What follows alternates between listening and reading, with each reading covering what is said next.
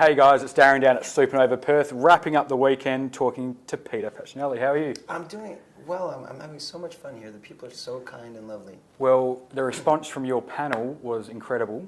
Oh, I had so much fun, yeah. The social media went off with photos of you running around and talking to everyone. And did you sit on someone's lap or something? Well, that's... no. No? That must be someone else. It's a legal thing happening right now. I can't talk about it. No. Yeah, well, here's the thing. Sometimes I like to be up on stage and be able to talk to everybody, but it was so loud and I couldn't really hear them, so I kind of went into the audience and was asking questions personally. And it was so nice because then I got to meet people one-on-one, and it was more fun that way for everybody, I think. Oh, definitely. Except for the one I fell on her lap. It might have been fun for her. Yeah, I'm sure it was. Now, you've done some pretty cool stuff over the years. My first memory of you on screen is Can't Hardly Wait. Mm-hmm. I think me and my mates, when I was a teenager, we probably watched that movie hundreds of times, and it's still on TV all the time now.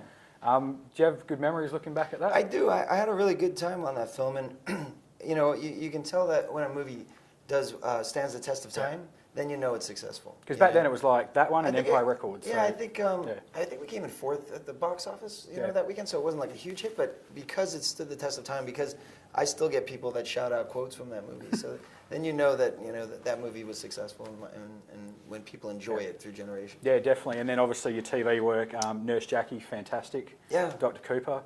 What was it like working with Edie? Because she's just she's so fabulous. I mean, she's such a talented actress. It was such a joy to work with her. I mean, sometimes I couldn't even tell when she was acting. Yeah. She'd just say the words, and it was like, how do you do that? Because she's so natural. And your character was a lot of fun on that show. Your little OCD, little quirks. What do you call it? Sexual Tourette's. Yeah, sexual Tourette's. Yeah. And then also we have to talk about the Twilight series. Sure. That was massive. Do you still talk to any other guys at all? Do you have like a... Yeah, I mean, we haven't had any reunion or anything, but, you know, we always cross paths. I just saw Kellen Lutz a couple of weeks ago. I did a little thing with him. And Nikki Reed I run into, Ashley Green. Every once in a while when you run into them, it'll always be like family.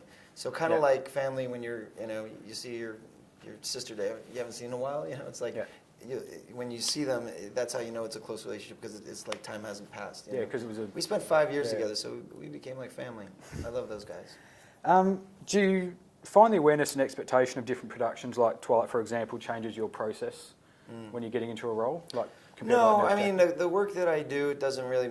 I've done indie films where there's way less people, you know? When you do more studio films, it's just a lot more people doing similar jobs, you know? So. But it doesn't really change the process all that much. I think filmmaking is a little different than television in the sense that when you're doing television, you're filming more pages per day. Yeah. And when you're filming on film, you're doing less pages. So you're moving faster when you're doing TV, but that's about the only difference in process. Okay. So, and you currently, you just wrapped season 1 of Supergirl.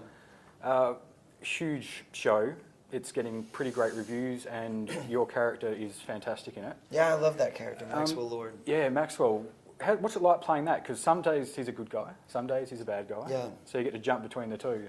Well, I don't think I wake up going, today I'm good, today I'm bad. But I love that he lives in a gray zone. You know, you never know which way he's going to go. But I think for him overall, it's not about being good or bad. It's about he has a perspective of a viewpoint, and his viewpoint is that all aliens are bad, and that humanity needs to save themselves. So any outside interference is bad, and so it just so happens that Supergirl is an alien, and so she falls into that category. But sometimes he has to team up with her to take care of people that are even more bad.